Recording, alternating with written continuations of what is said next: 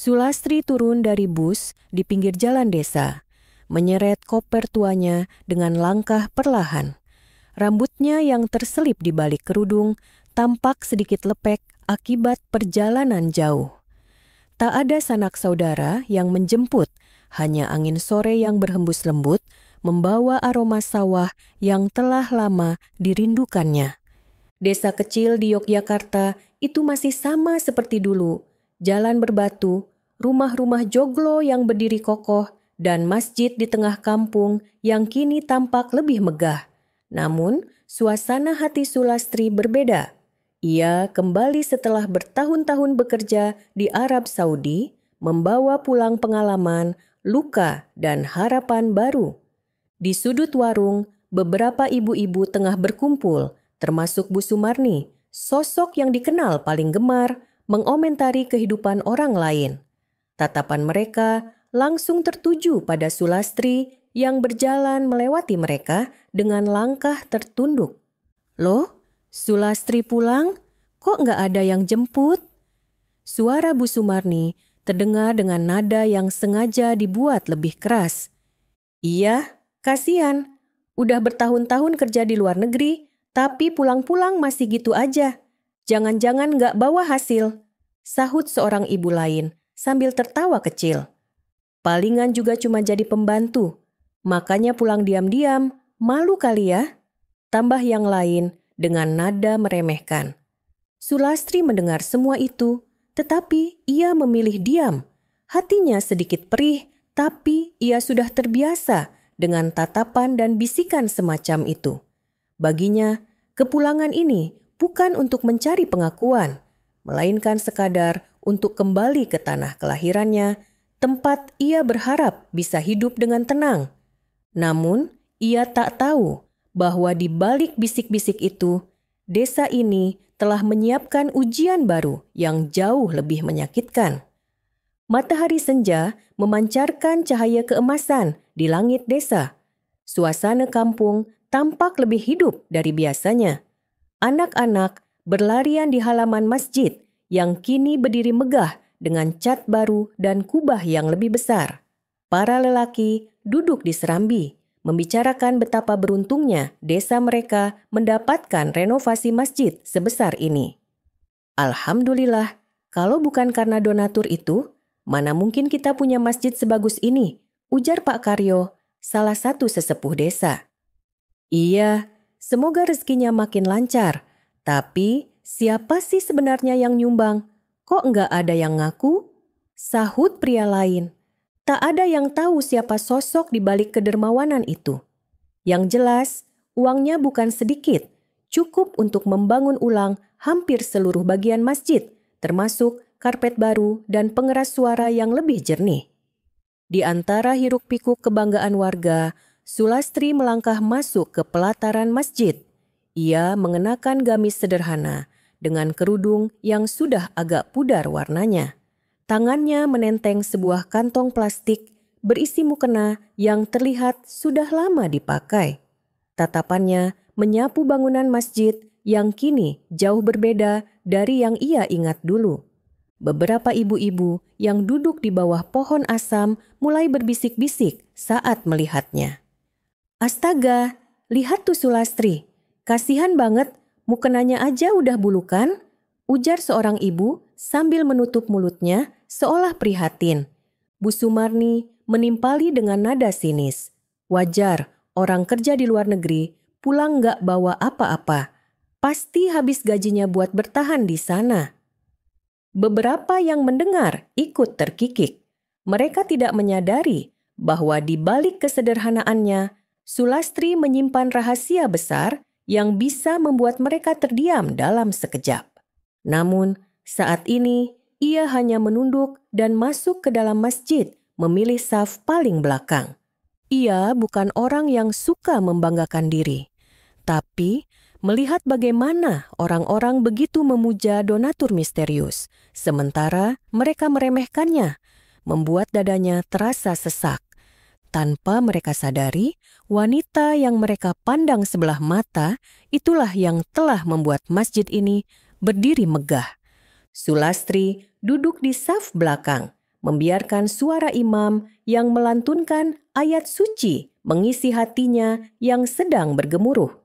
Namun, pikirannya melayang ke masa lalu, tahun-tahun penuh perjuangan di negeri orang, keringat dan air mata yang ia tukarkan demi sesuatu yang lebih besar dari sekadar dirinya sendiri. Matanya kembali menelusuri setiap sudut masjid. Kubah baru, dinding bercat putih bersih, lampu-lampu gantung yang bersinar terang. Semua itu adalah hasil kerja kerasnya. Ia menarik napas dalam-dalam, tetapi tetap memilih diam. Tidak ada yang tahu, dan ia tak berniat memberitahu. Namun, ada sesuatu dalam tatapannya. Sebuah ekspresi aneh, seolah ada yang ingin ia katakan, tetapi tertahan. Setelah tarawih selesai, warga mulai beranjak pulang. Sulastri berjalan perlahan menuju teras masjid, masih menyusuri setiap detail bangunan itu dengan pandangan penuh makna. Saat itulah Pak Rahman, seorang pria tua yang dikenal bijaksana, menghampirinya. "Las, sudah lama ya nggak ke masjid ini?" tanyanya lembut. Sulastri tersenyum tipis. "Iya Pak, masjidnya sekarang bagus sekali," jawabnya singkat. Pak Rahman mengangguk, memperhatikannya sejenak sebelum berkata, "Rezeki seseorang itu nggak selalu bisa dilihat dari pakaiannya, Las. Kadang yang tampak sederhana justru menyimpan lebih banyak kebaikan daripada yang kita kira." Sulastri terdiam. Tatapan pria tua itu seolah menembus lapisan rahasia yang selama ini ia sembunyikan. Apakah Pak Rahman tahu sesuatu? Ia hanya tersenyum dan berpamitan, melangkah pergi meninggalkan masjid yang kini tampak begitu megah. Bangunan yang ia bangun dengan sepenuh hati, tetapi kini menjadi saksi bisu atas penghinaan yang ia terima. Di balik langkahnya yang tenang, ada sesuatu yang mulai tumbuh di hatinya. Bukan kemarahan, bukan juga kesedihan, tapi sebuah keteguhan. Waktu akan menjawab semuanya. Malam pertama tarawih di bulan Ramadan, udara sejuk menyelimuti desa dan masjid yang baru direnovasi tampak lebih hidup dari sebelumnya.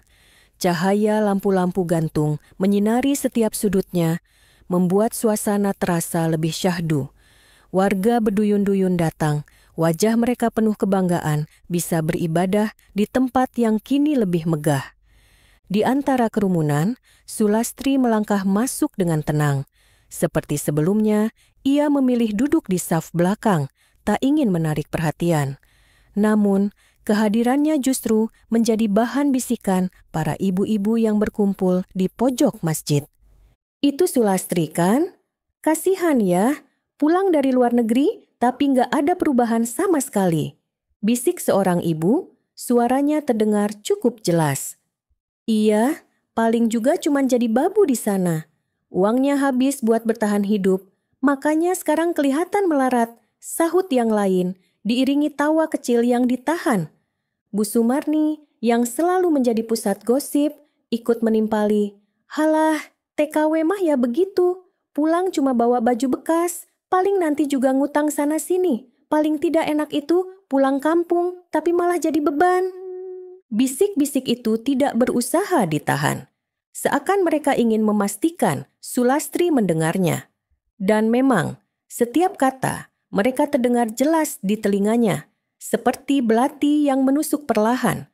Sulastri berusaha tetap tenang. Ia menundukkan kepala, mengatur napas, mencoba mengabaikan tatapan meremehkan yang sesekali mengarah padanya. Hatinya berbisik, "Aku pulang. Bukan untuk mencari pengakuan. Aku pulang karena ini rumahku." Namun, sekuat apapun ia mencoba bertahan, rasa perih itu tetap ada.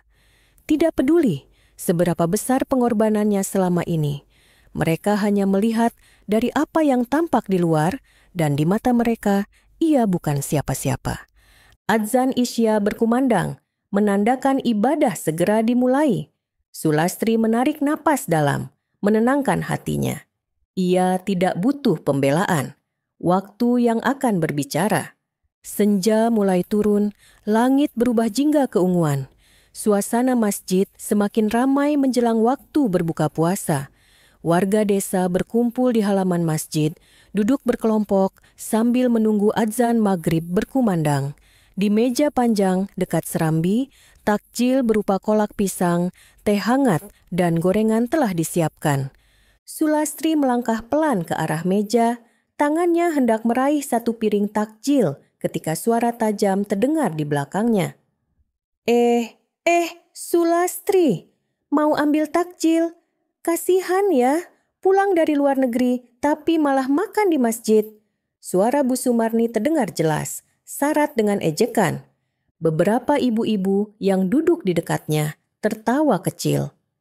Iya, harusnya kalau kerja di luar negeri itu pulang bawa duit banyak, bukan malah antre makanan gratis, sahut salah satu dari mereka.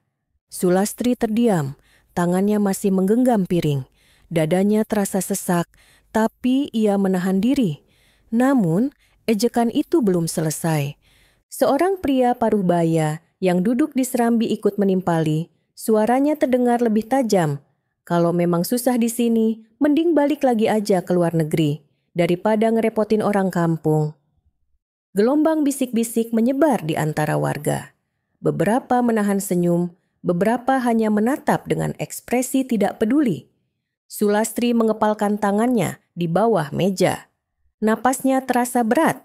Ia bisa saja membalas, bisa saja mengungkapkan kebenaran di hadapan mereka. Tapi untuk apa? Mereka tidak akan mendengar. Mereka hanya melihat apa yang ingin mereka lihat. Pelan-pelan ia mengambil takjilnya dan melangkah pergi. Dari kejauhan, Pak Rahman memperhatikannya dengan tatapan prihatin. Namun, Sulastri hanya tersenyum tipis padanya, seolah mengatakan bahwa ia baik-baik saja. Padahal di dalam hatinya, luka itu semakin dalam. Sulastri melangkah menjauh dari kerumunan dengan piring takjil di tangannya. Senyumnya tipis, hampir tak terlihat, tapi di baliknya ada perasaan yang tak bisa ia ungkapkan. Hinaan yang ia terima barusan bukan sekadar kata-kata. Itu adalah pisau yang menggores luka lama. Luka yang selama ini ia pendam seorang diri. Ia duduk di pojok halaman masjid, di bawah pohon mangga yang rindang. Dari kejauhan, ia masih bisa mendengar gelak tawa dan suara orang-orang yang asyik berbincang, seolah-olah ejekan tadi hanya hiburan ringan bagi mereka. Tatapannya menerawang, pikirannya kembali ke masa lalu, Arab Saudi bertahun-tahun lalu. Di sebuah rumah mewah dengan lantai marmer mengilap, Sulastri berdiri dengan tangan kaku, menahan air mata yang hampir jatuh. Tubuhnya lelah setelah bekerja seharian, tapi majikannya masih terus menyuruhnya menggosok lantai hingga bersih sempurna. Kalau kerja malas begini, jangan harap gaji bulan depan cair. Bentakan nyaring itu membuatnya menunduk. Ia tidak bisa membela diri. Ia butuh pekerjaan ini. Ia butuh uang ini. Di malam-malam tertentu, ia tidur dengan tubuh nyeri, memeluk dirinya sendiri di kamar kecil yang lebih mirip gudang. Berkali-kali ia bertanya dalam hati, sampai kapan aku harus bertahan? Namun, di saat-saat seperti itu, satu hal yang membuatnya tetap kuat adalah harapan. Harapan bahwa suatu hari nanti ia bisa pulang, membangun sesuatu untuk desanya, membantu mereka yang membutuhkan, dan membuktikan bahwa kerja kerasnya tidak sia-sia. Kembali ke masa sekarang, Sulastri menghela napas panjang, kembali ke kenyataan. Tapi sekarang, desa yang dulu ingin ia bantu justru menjadi tempat yang paling menyakitkan. Orang-orang yang dulu ia pikir akan bangga padanya, malah merendahkannya. Jemarinya mencengkeram erat piring takjil. Tatapan matanya mulai berubah, bukan lagi hanya kesedihan, tapi ada kekecewaan yang dalam. Mungkin selama ini ia terlalu berharap pada orang-orang yang tidak pernah benar-benar peduli. Hari-hari berlalu dan sikap warga desa terhadap Sulastri semakin dingin. Setiap kali ia datang ke masjid, tatapan sinis dan bisik-bisik semakin menjadi. Saat ia melangkah masuk untuk salat berjamaah, ibu-ibu yang sebelumnya asyik mengobrol langsung merendahkan suara mereka, hanya untuk kemudian melanjutkan dengan nada sindiran begitu ia lewat. Kalau kerja di luar negeri, ya yang benar, pulang bawa hasil, bisik Bu Sumarni dengan nada dibuat-buat cukup keras agar bisa didengar. Iya, daripada cuma pulang buat numpang makan di masjid, timpal seorang ibu lainnya, diiringi tawa kecil. Sulastri mendengar semuanya. Setiap kata, mereka menghantam hatinya seperti ombak yang terus menerjang karang. Namun, ia tetap diam, memilih duduk di saf belakang seperti biasa. Di sudut lain masjid, beberapa anak muda desa yang menyaksikan kejadian itu mulai merasa tak nyaman. Salah satunya, Rina, seorang gadis yang sering membantu di masjid, mencuri pandang ke arah Sulastri dengan ekspresi ragu. Kok tega banget ya mereka ngomong begitu? Padahal Bu Sulastri nggak pernah ganggu siapa-siapa. Bisik Rina kepada temannya, Dini. Dini mengangguk pelan, tapi hanya bisa menunduk. Mereka ingin membela, tapi tak berani melawan arus. Di desa ini, suara ibu-ibu lebih tajam dari pisau, dan siapapun yang mencoba menentangnya akan mendapat giliran jadi bahan gunjingan. Sulastri menyadari bahwa hanya sedikit orang yang masih memandangnya dengan simpati, tetapi mereka terlalu takut untuk membela. Ia tidak bisa menyalahkan mereka. Namun, semakin lama, luka di hatinya semakin dalam. Ia tak pernah menyangka pulang ke kampung halaman justru terasa lebih menyakitkan daripada perjuangan bertahun-tahun di negeri orang. Langit sore mulai berubah temaram ketika Sulastri melangkah keluar dari masjid. Hatinya masih terasa berat, dihimpit oleh tatapan dan bisikan warga yang seakan-akan tidak pernah berhenti. Di serambi masjid, Pak Rahman duduk bersandar pada tiang kayu, tasbih kecil berputar di jemarinya. Tatapannya lembut saat melihat Sulastri mendekat. "Las, duduk dulu sini," katanya, menepuk tempat di sampingnya. Sulastri menurut, duduk dengan sikap tenang meski pikirannya kacau. Pak Rahman menghela napas panjang sebelum berbicara. "Orang-orang mungkin tidak tahu kebaikan yang sudah kamu lakukan. Mereka hanya melihat apa yang ada di depan mata, tanpa mau memahami lebih dalam." Ia menatap Sulastri dengan bijak, lalu melanjutkan, "Tapi ingat, Las, Tuhan tahu segalanya. Tuhan melihat setiap tetes keringat yang kamu keluarkan, setiap air mata yang jatuh. Jangan biarkan omongan mereka menggoyahkan hatimu." Sulastri tersenyum kecil, meski tidak sampai ke matanya. "Terima kasih, Pak," jawabnya lirih. Namun, di dalam hatinya, sebuah keraguan mulai muncul. Apakah aku salah pulang ke desa ini? Seharusnya aku tetap di luar negeri saja. Ia menunduk, memainkan ujung kerudungnya. Dulu, ia membayangkan pulang dengan hati penuh kebanggaan, bertemu orang-orang yang akan menyambutnya dengan senyum dan doa. Tapi kenyataannya, ia pulang ke penghinaan, kesindiran yang menyayat harga dirinya. Sulastri menatap langit yang mulai gelap. Untuk pertama kalinya, sejak ia menginjakkan kaki di desa ini lagi, ia mulai bertanya pada dirinya sendiri, apakah aku benar-benar masih punya tempat di sini? Hari demi hari berlalu, dan renovasi masjid hampir mencapai tahap akhir. Kubah yang baru telah terpasang, dinding-dindingnya semakin kokoh dengan cat yang masih segar, dan lantai masjid kini dilapisi marmer yang berkilau. Warga desa semakin sering membicarakan betapa megahnya masjid mereka sekarang. Namun, yang paling mereka kagumi bukanlah bangunannya, melainkan sosok di baliknya, donatur anonim yang hingga kini masih menjadi misteri. "Orang kaya yang nyumbang ini pasti orang berhati mulia," ujar Pak Karyo, salah satu tokoh desa, sambil mengelus janggutnya. "Iya, beda banget sama yang pulang dari luar negeri, tapi nggak ada hasilnya," Celetuk seorang ibu dengan nada sinis, matanya melirik ke arah Sulastri yang sedang duduk di sudut halaman masjid. Sulastri mendengar, tapi ia hanya diam. Bu Sumarni, seperti biasa, menjadi yang paling bersemangat dalam mengagungkan donatur misterius itu. Orang seperti itu pantas dihormati, gak kayak orang yang cuma pulang kampung buat numpang makan gratis di masjid. Serunya disambut anggukan beberapa orang. Di sisi lain, anak-anak muda seperti Rina dan Dini hanya bisa saling berpandangan. Mereka tahu perlakuan warga terhadap Sulastri tidak adil, tapi tetap tak berani bicara. Ironisnya, mereka semua tidak tahu bahwa orang yang mereka puja-puja itulah yang kini sedang mereka remehkan. Sulastri menundukkan kepalanya, menggenggam jemarinya sendiri untuk menahan perasaan.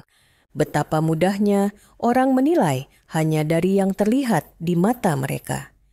Betapa mudahnya mereka memuja seseorang yang tidak mereka kenal, sementara orang yang sudah ada di hadapan mereka malah dihina tanpa ampun. Angin sore berembus pelan, membawa serta kepingan perasaan yang mulai retak dalam hati Sulastri. Namun, ia masih memilih diam. Untuk saat ini. Sore itu, Sulastri berjalan melewati halaman masjid setelah salat asar. Langkahnya pelan, pikirannya masih dipenuhi dengan kata-kata pedas yang terus menghujani dirinya sejak pulang ke desa. Saat melewati sekumpulan anak-anak yang sedang bermain di dekat pohon mangga, ia mendengar sesuatu yang membuatnya terhenti. Lihat tuh, TKW yang gak punya duit. Suara cempreng seorang bocah laki-laki menggema di udara. Anak-anak lain tertawa. Sementara seorang gadis kecil menimpali dengan nada polos. Iya, ibu bilang dia cuma pulang buat numpang makan di masjid. Sulastri menegang. Bibirnya sedikit terbuka, seolah ingin berkata sesuatu, tapi tidak ada suara yang keluar. Anak-anak itu tidak sadar bahwa kata-kata mereka telah menusuk lebih tajam dari pisau.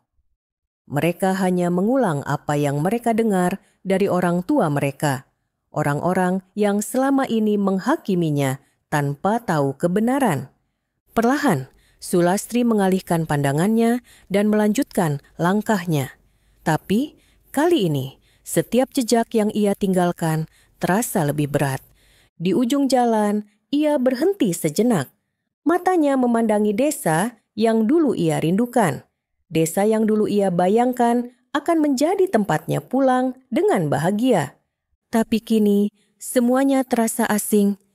Ia mulai bertanya-tanya, apakah tempat ini benar-benar masih rumahnya? Ataukah ia hanya tamu yang tidak diinginkan di tanah kelahirannya sendiri? Hari yang dinanti akhirnya tiba. Masjid yang selama ini direnovasi dengan dana dari donatur anonim kini berdiri megah di tengah desa. Kubahnya berkilau tertimpa sinar matahari, dindingnya kokoh dan lantainya bersih berkilau. Semua orang datang mengenakan pakaian terbaik mereka untuk menghadiri peresmian masjid. Di pelataran, meja panjang dipenuhi hidangan untuk acara syukuran.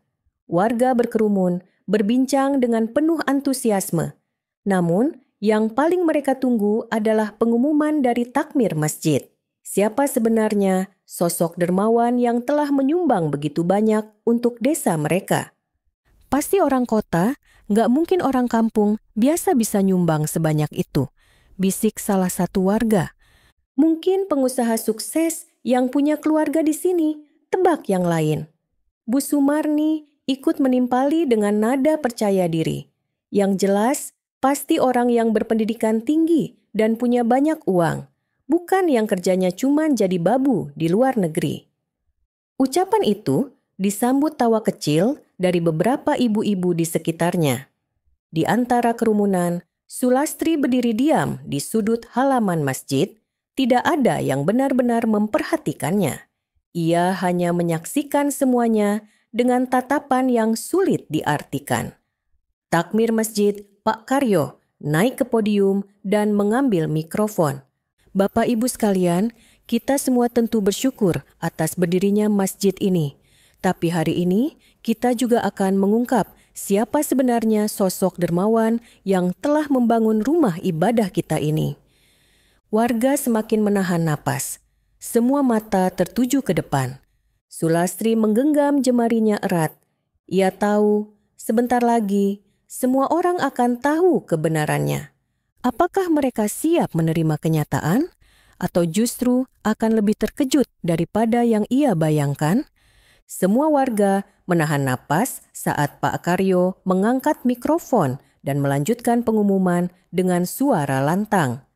Orang yang telah menyumbangkan dananya untuk renovasi masjid ini, seseorang yang tanpa pamrih ingin melihat desa kita memiliki rumah ibadah yang lebih baik adalah Sulastri.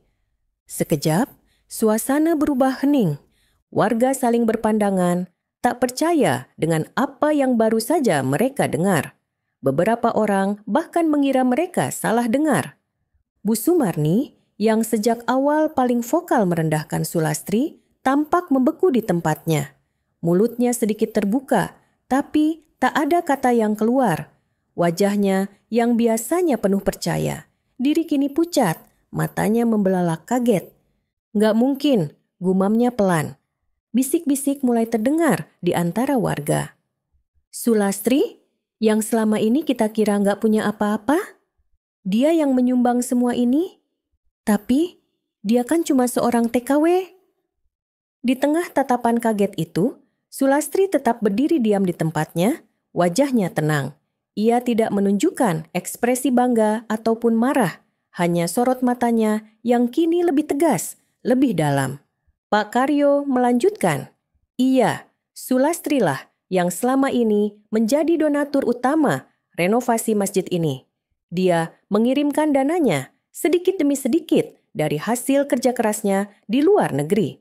Semua ini yang kita nikmati sekarang adalah berkat perjuangannya." Hening. Tak ada lagi suara tawa atau bisikan merendahkan. Hanya keheningan yang terasa menyesakkan. Bu Sumarni menunduk, wajahnya kini merah karena malu. Ia yang selama ini paling keras menghina Sulastri, kini justru harus menghadapi kenyataan bahwa orang yang ia rendahkan adalah orang yang paling berjasa bagi desa mereka.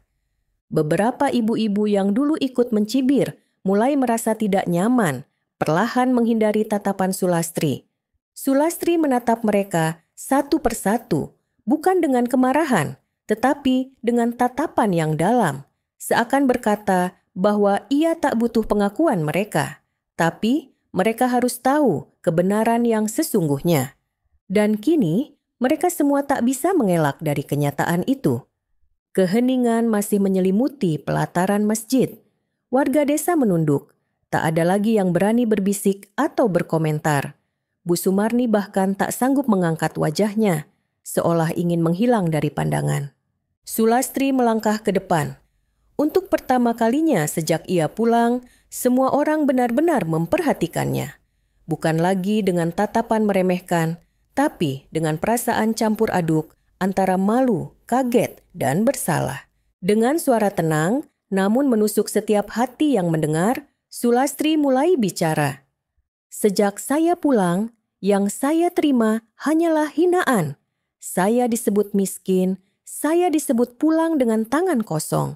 Bahkan anak-anak kecil pun ikut mengejek saya, mengulang kata-kata yang mereka dengar dari orang tua mereka sendiri."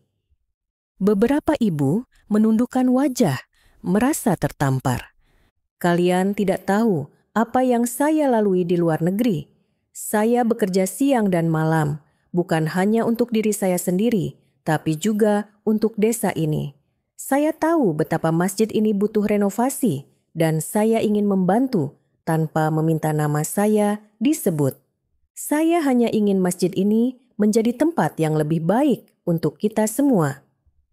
Warga semakin terdiam. Ada yang mulai menggigit bibirnya sendiri. Ada yang menggenggam tangan dengan gelisah. Sulastri menatap mereka satu persatu. Kali ini, ia tidak lagi diam. Saya pulang bukan untuk dihormati, tapi setidaknya jangan dihina." Kalimat itu menggema di udara, menampar semua orang yang selama ini meremehkannya. Pak Rahman, yang sejak awal satu-satunya orang yang menghormati Sulastri, mengangguk pelan, matanya sedikit berkaca-kaca. Sementara itu, Bu Sumarni menggigit bibirnya. Wajahnya kini penuh rasa malu yang tak bisa ia sembunyikan. Tak ada lagi yang bisa berkata apa-apa.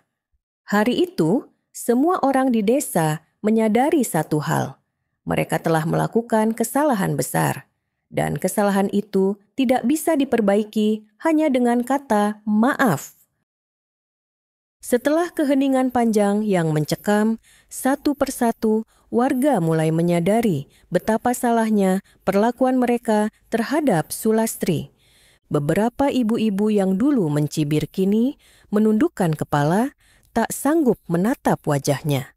Ada yang menggigit bibir, ada yang menggenggam tangan sendiri dengan gelisah. Bahkan mereka yang paling keras menghinanya kini tampak tak nyaman berdiri di sana. Pak Karyo, takmir masjid, akhirnya maju dan berkata dengan suara pelan, "Sulastri, kami semua telah bersalah kepadamu. Kami menilai hanya dari apa yang terlihat tanpa tahu kebenaran yang sesungguhnya. Kami benar-benar minta maaf." Beberapa warga lain ikut mengangguk, suara mereka lirih, penuh penyesalan. "Maafkan kami, Las, kami tidak tahu." Namun, Sulastri hanya tersenyum kecil, senyum yang bukan kemenangan, melainkan keikhlasan. "Saya sudah memaafkan kalian sejak lama," katanya lembut. Warga terdiam. Mereka tahu kata-kata itu tulus, tetapi justru itulah yang membuat mereka semakin malu. Mereka telah menghakimi dan merendahkan seseorang yang hatinya jauh lebih besar dari mereka semua. Bu Sumarni, yang biasanya paling lantang berbicara, kini justru tak bisa mengeluarkan sepatah kata pun. Ia menunduk dalam-dalam, wajahnya merah menahan malu. Sulastri menatapnya sejenak, lalu beranjak pergi tanpa berkata apa-apa. Hari itu, bukan hanya masjid yang diresmikan, tetapi juga kesadaran baru di hati para warga bahwa mereka telah menilai seseorang dengan cara yang salah, dan penyesalan itu akan selalu mereka ingat. Beberapa minggu berlalu sejak hari peresmian masjid. Meski desas-desus tentang Sulastri masih terdengar di sana-sini, nada bicaranya telah berubah. Tak lagi berisi hinaan, melainkan kekaguman dan penyesalan. Sulastri sendiri tak banyak memikirkan itu. Ia tahu luka batinnya tak akan hilang begitu saja, tapi ia memilih untuk melangkah ke depan. Alih-alih pergi meninggalkan desa seperti yang sempat terpikir, Sulastri memutuskan untuk tetap tinggal. Ia membeli sebidang tanah kecil di pinggir desa dan membuka usaha jahitan serta produksi makanan ringan. Bukan untuk dirinya sendiri, tapi untuk membantu perempuan-perempuan di desa, terutama mereka yang suaminya pergi merantau atau yang selama ini kesulitan mencari nafkah. Dulu, aku bekerja untuk orang lain di negeri orang. Sekarang, saatnya aku bekerja untuk diri sendiri dan membantu sesama, katanya suatu hari pada Pak Rahman yang selalu mendukungnya sejak awal. Usaha Sulastri perlahan berkembang. Perempuan-perempuan desa yang dulunya tak memiliki penghasilan kini mulai mendapatkan uang sendiri. Beberapa dari mereka adalah orang-orang yang dulu meremehkannya, dan kini mereka bekerja di bawah naungan usahanya. Masjid yang ia bantu bangun kini berdiri megah, tidak hanya sebagai tempat ibadah, tetapi juga sebagai simbol pelajaran berharga bagi desa itu, bahwa seseorang tidak boleh dinilai hanya dari penampilannya. Pada suatu sore, saat matahari hampir tenggelam, Bu Sumarni datang ke tempat usaha Sulastri. Dengan wajah tertunduk, ia menyerahkan set toples kecil rengginang buatan tangannya. "Maafkan aku, Las. Aku salah menilaimu," katanya lirih. Sulastri menerima rengginang itu dengan senyum kecil. Ia tak mengatakan apa-apa, hanya menepuk lembut tangan Bu Sumarni sebelum kembali melanjutkan pekerjaannya.